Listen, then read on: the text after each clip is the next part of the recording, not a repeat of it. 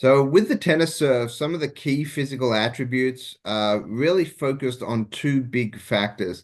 One is the power production of the lower body. And when we say the power production, we're really talking about how quickly can the back hip, for a right-hander, that would be the right hip, vertically move. So we've got a vertical displacement, it's called, and the goal here is to get a combination of strength and speed. So speed by itself is valuable, but we want a piece of strength with it as well to be able to use the ground reaction force as well. And that's where the power is the concept that we're trying to improve. So we really want to develop good power output, specifically on the right leg for a right-handed player, left leg for a left-handed player. So doing exercises and drills that work on that is one of the best things you can do. Single leg jumps, for example, jump for as high as you can. That's a really good exercise that transfers really well to the serve. The other big aspect that you really want to be good at is two aspects of your mobility or range of motion. We need to make sure that our hips can rotate effectively, and it's not a huge amount of distance, but it's done at the right time. So it's during stage three of the serve, the loading stage. We want to get that back hip to coil just slightly. So that's one aspect. But the other big aspect of mobility or flexibility is in the thoracic spine. So the top half of your back, you want to have good, thoracic extension. And thoracic extension just means that think about your chest. If your chest is pointing forward right now, your chest would point more towards the sky. That means that you've got great ability to get into what we call stage four of the serve, which is the cocking stage, which is really where you're storing all your energy for the upper body so that you can then release it quickly. If you've got good range there, and then also your ability to get into an effective racket drop position, that then allows you to go into contact in the right optimum plane. So that's why we see some really great servers that may not look that strong. They may be wiry, thin, but they still can hit it really, really hard because they have great leverage and they have great use of their back hip and great use of their arm action because of their mobility through the right positions. So it's really important to recognize that. Just getting strong is not enough. Strength is obviously important because it plays into power, but we really need strength and speed to be developed in the right ways so that we get the most powerful serve possible.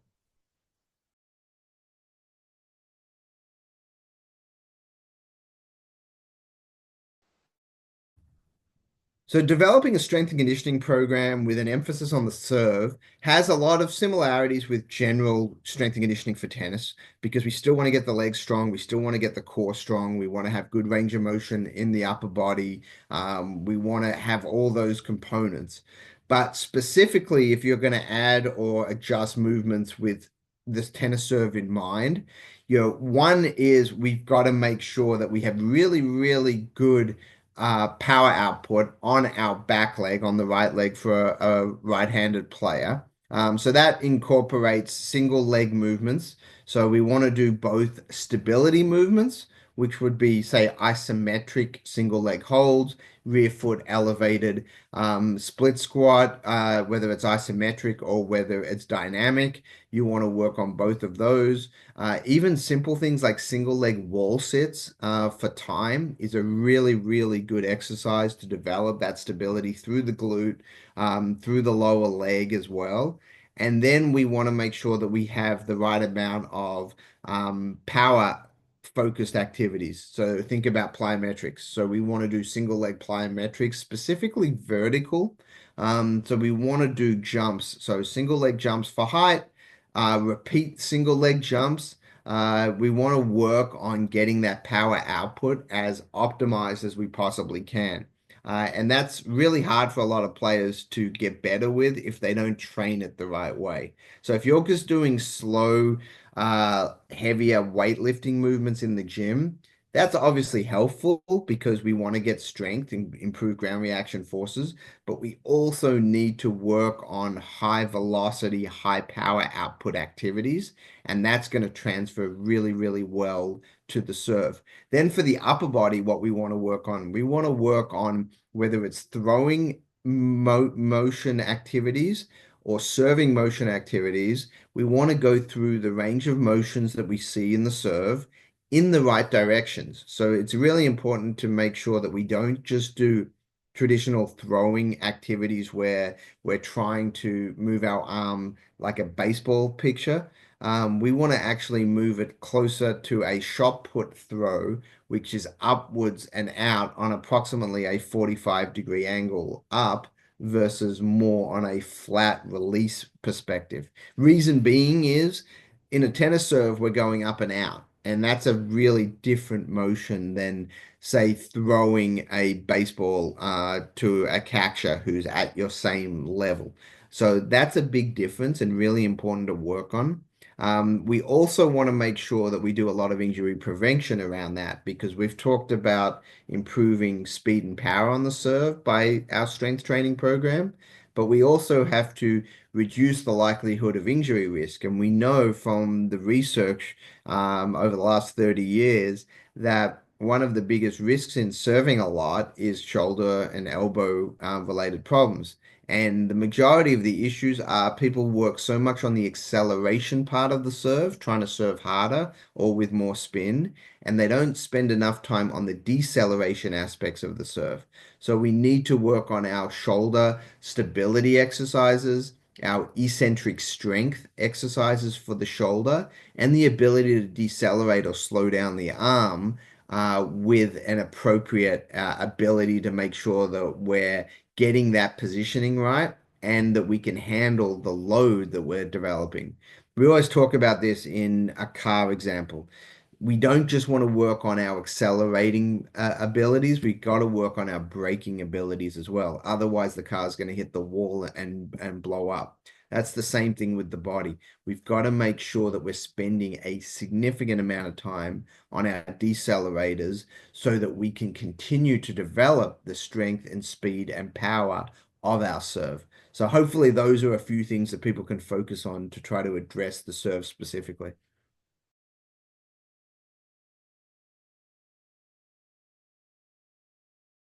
Yeah, so the core obviously is the glue that keeps the body together from the lower body to the upper body.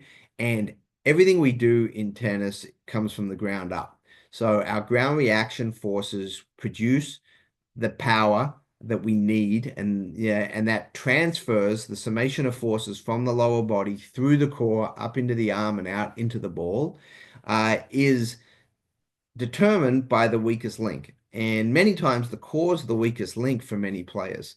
If you, I mean, in all the testing we've done at the Institute over the last decade or so, the vast majority of tennis players, their core strength is really poor. You know, they do planks, they do a few crunches, they do some exercises, but their core ability and their ability to handle load is actually really weak. When I compare those to a lot of the other athletes we work with, it's disappointing many times to see how weak many of these individual core are. And the challenge with that is it puts more strain on the upper body and the arm if the core is weak, because you've still got this summation of forces from the legs that is trying to get up into the arms. And if the core isn't stabilized, if the core doesn't have that stability that it needs, it shifts the focus somewhere else in the body, and that can break down some other area of the body. So that's why core strength is so important, and core endurance as well. It's important to make that distinction. You know, core strength would be how much weight could you handle, let's say on a plank for 10 seconds or 5 seconds. If I put a 45-pound plate on your back during a plank, can you handle that? That's a form of core strength. Core endurance is can you hold a body weight plank for 3 minutes? That's a form of endurance. So both have value, but you need to put those into the program.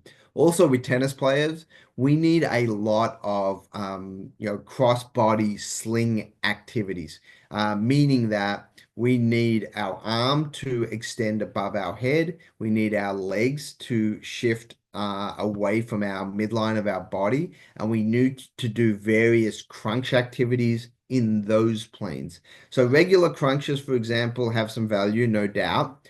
But being able to do cross body crunches, sometimes you call them accordion crunches, you call them, jackknives, opposites, things like that. Those are some that are so important for the tennis player or any real overhead athlete that has to put load on one leg and the opposing arm and shift the load significantly. So we're trying to make sure that we do a lot of this cross-body innovation activity, which can really, really help one, get you strong in the right areas, but true, try to, make you resilient so you can handle that for an extended period of time.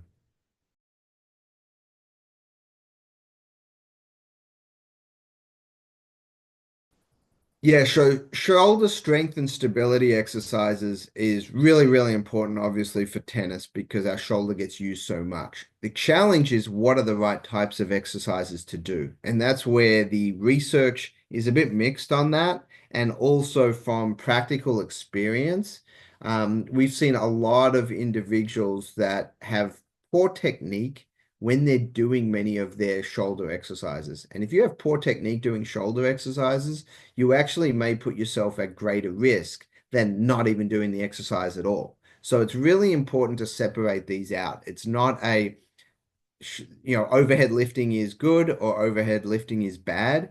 That shouldn't be the discussion. The discussion needs to be what is your technique and what is your current structural makeup. When I say structural makeup, I mean where does the humerus fit in the shoulder joint. So when we're talking about that, it's a ball and socket joint, and everyone fits differently. Some fit slightly to the left, some fit slightly to the right, some fit are very close, some fit a bit more loose.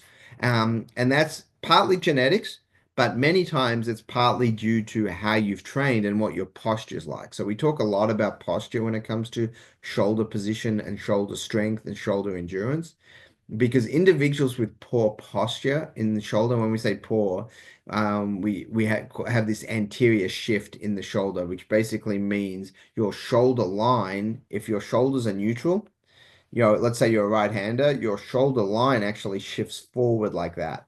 And that's an adaptation to throwing or overhead, hitting serves for a lot of people, but it's not a great adaptation. And I've done quite a few studies with Todd Allenbecker, who's, to me, the leading shoulder expert in the world when it comes to research in overhead athletes.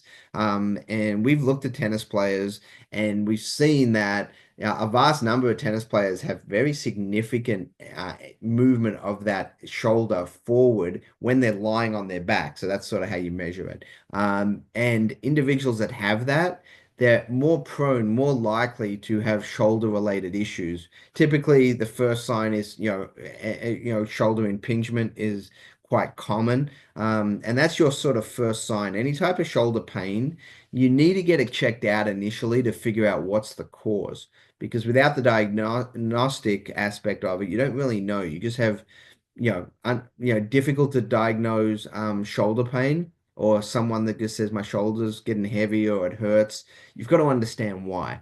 So understanding the structural issue is really important because that determines should we or should we not do overhead lifting. If you've got a structural adjustment that's happening because of adaptation that's occurring in a negative, then we do usually, and I personally do, avoid overhead lifting, so pressing above the head, because we're likely to increase the risk of impingement issues. If they've got good posture and they've got appropriate positioning, then overhead lifting shouldn't be a risk. Obviously, I never go really heavy with overhead lifting. I'll do a lot more stability work above head than pressing, meaning that you'll do an isometric hold with a heavy weight. You'll do some band work up in different planes of motion above the head at 90 degrees abduction, at 120 degrees abduction, similar to where we would be at contact on the serve. So when we say overhead lifting, we've got to make sure we're clear that we don't bucket them all together. There's isometric and stability-based overhead lifting, which for most players is going to be valuable if their technique's appropriate. And then we have heavier pressing type movements, which can be problematic for many athletes if they don't have the right structure and they haven't trained appropriately. So you do have to be careful with just randomly implementing overhead lifting without a right assessment to make sure that it's appropriate for the athlete. But that's why we always recommend if you're unsure, you may want to stay away from overhead lifting until you get a good assessment and a good diagnosis.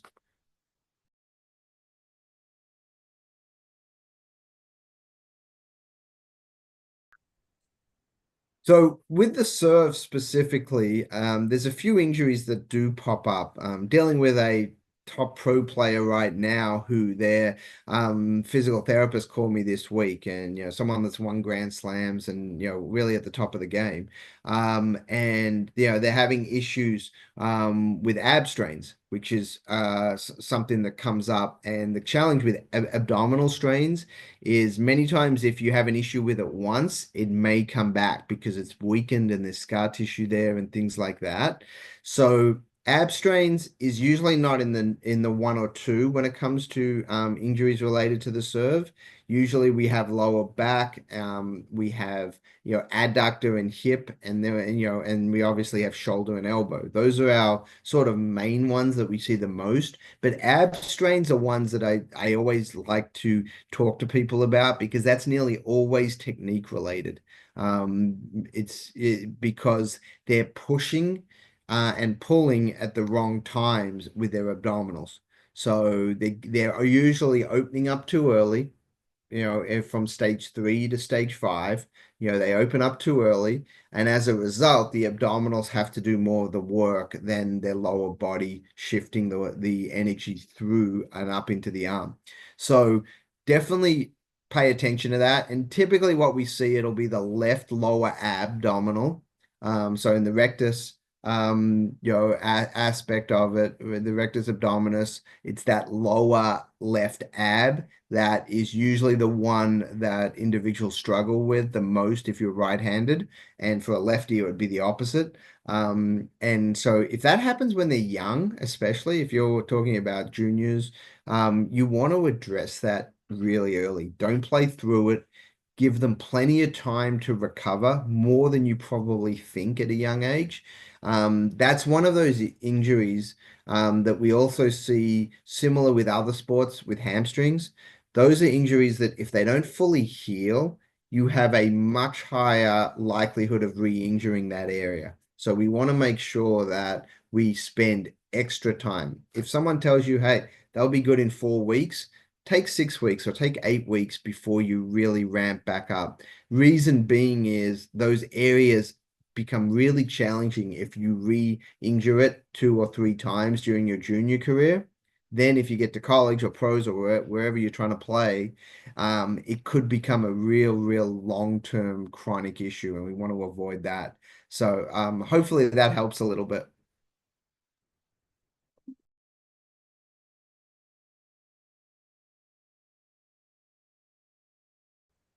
Yeah, so flexibility and mobility sometimes actually gets overplayed. It's obviously really important, but there's a lot of great athletes out there that hit decent serves with some physical mobility restrictions. So we can't say every player that serves great has unbelievable mobility.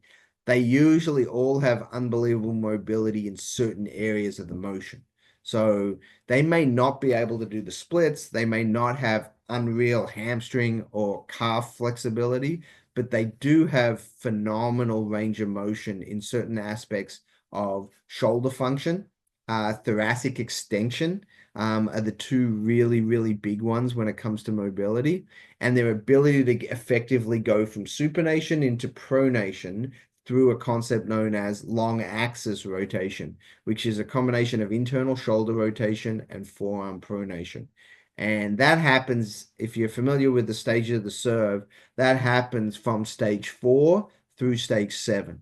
So stage 4 through stage 7 of the serve is really where the mobility of an athlete is highlighted. If you have great mobility there in the right spots, that's when you get that high velocity serve that we're all looking for.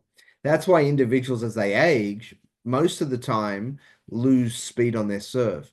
It's not necessarily a strength issue. There's plenty of people in their 50s and 60s that have great strength, really, really good strength. I've worked with many of them, but their serve speed's 20 miles an hour less than when they were 20 or 30. And the reason being is they've lost a lot of their mobility. So we want to make sure that you're addressing the mobility, especially if you're an adult. If there's any adults here or you work with adult players, make sure that that mobility piece is prioritized, arguably even more important than everything else they do. And they can do it every day, and it's not really super taxing on the body. So there's a lot of reasons to incorporate a very structured mobility program focused on those things.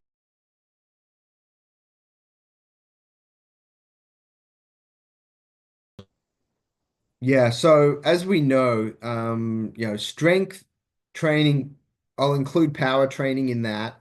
Then you have speed and movement training, and then you have endurance training. Those are your sort of three big buckets of taking care of the body from a performance standpoint. And in those strength training sessions, we usually have mobility, flexibility, all of that is, in that bucket of training. And then you have your footwork and movement sessions, and then you have your endurance. So you one need to understand who are you as an athlete or who are the athletes that you work with, what's their profile. So genetically, we know 30 to 50% is genetics, and the rest is training and environment. So many players are fast twitch fiber individuals. So they have gene expression of ACTH1 typically. That's your Usain Bolts of the world, the people that, just are explosive. They're always going to be explosive. Those, and they're usually really good in the gym as well. They can lift heavy weight. They're built sort of in that world. So those individuals actually don't need to do as much of that stuff as others because they're already gifted. They still need to do some, but usually, 20-30% of the total time in that world. Then you have those individuals, they actually need to spend for tennis more time on endurance. They hate it usually, they don't like doing it, they're not good at it, but that's going to make the difference for them. They're going to be the ones that, if they want to be great, they have to last 3 hours, and their body's really not designed for that genetically. They have to train that significantly. So normally you put them up at about 50% of training time on endurance related stuff. That doesn't mean just go long run. That could be on-court hitting drills, but for 60-second drills, 45-second drills, where they're really busting it side to side and doing repeats of that and getting that endurance up. Then the speed and movement side, that's a combination of technical, but it's also a speed component as well. So you've got to figure out how does that fit in. And typically you put that at the beginning of your tennis sessions, ideally, as part of your warm-ups. Many of you will do a warm-up of some sort. Usually the way I like to do it is you do your dynamic warm-up for however much time you can allot to it. And then before you go into your tennis practice, you do anywhere from 5 to 20 minutes of speed, footwork, agility, and movement before you get into your tennis practice. So that would be an ideal scenario. The reason being is you want to do the speed movement and that work when they're fresh. You don't want to do that at the end of practice. I see a lot of academies, a lot of places, they'll do their footwork drills, their speed, their line drills, whatever it is, their spider drills. They'll do that at the end of practice. And you've got to realize if you're doing it at the end of practice, you're not getting them faster. They're already fatigued, so their nervous system is tired. They can't stimulate the signal from the brain to the muscle fast enough to get an improvement. That doesn't mean it's a bad workout. It just means it's not designed to optimize speed and movement. What it ends up being is an endurance training session, which is okay. You've just got to realize if you're going to do your line drills, spider drills, whatever it is at the end of practice, shorten the rest periods between them and make sure you realize you're developing endurance at that point. You are not developing speed and explosiveness. So that's really important how to differentiate those things.